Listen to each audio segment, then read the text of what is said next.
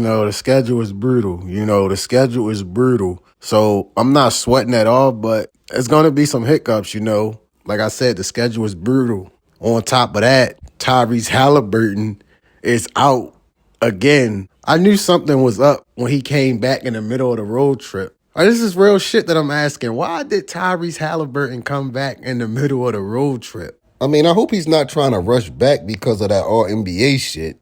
Is that why he rushed to come back? So he can play 65 games?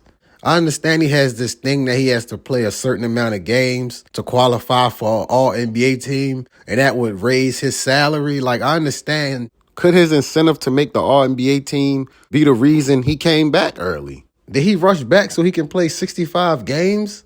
I hope that's not the reason. Me personally, I was happy he returned versus Portland, but it was kind of weird to see him come back that early. If you look at the injury he sustained, you looking like, damn, did he come back too fast? As far as hamstring injuries, come on now, we all know that shit has to heal. This is not a sprained ankle. This is a hamstring injury, something that can linger around if you don't sit. Let him sit as long as possible. We need this guy to be 100%. We all comfortably in the playoffs. Let him sit as long as possible. Like I said, man, we going to be all right. But as I'm watching this Pacers team against Denver, I'm thinking to myself, this team is one legit 3 away from competing for a championship. I'm not joking here. I'm dead serious. This team is one legit 3 away from competing for the title, the chip. Here's how. Because the Pacers didn't have to give up anything to get Pascal Siakam, they're still asset heavy. The next big 3 become available. The Pacers are still in position to offer the best stuff.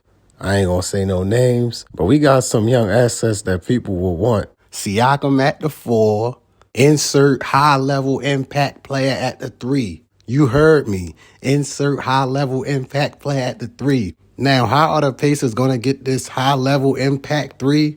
Like I said, I ain't going to say no names, but depending the level of the player, you have the young assets that will intrigue another team. If you got to make that move to get that high-level impact 3, do what you got to do, because that is your chip right there. How is that not a chip? Come on now, how is that not a chip? If that's not your chip, that's your shot to compete for a chip. Come on now.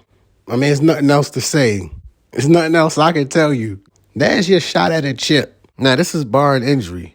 We need Halliburton there. If Halliburton is in and out of the lineup, shit like that, then we ain't winning shit. I'm just being honest with you. We don't need Tyrese Halliburton. We need Tyrese Halligoat. The Indiana Pacers are in prime position to make the NBA Finals within the next 3 years. But don't get mad at the facts, though.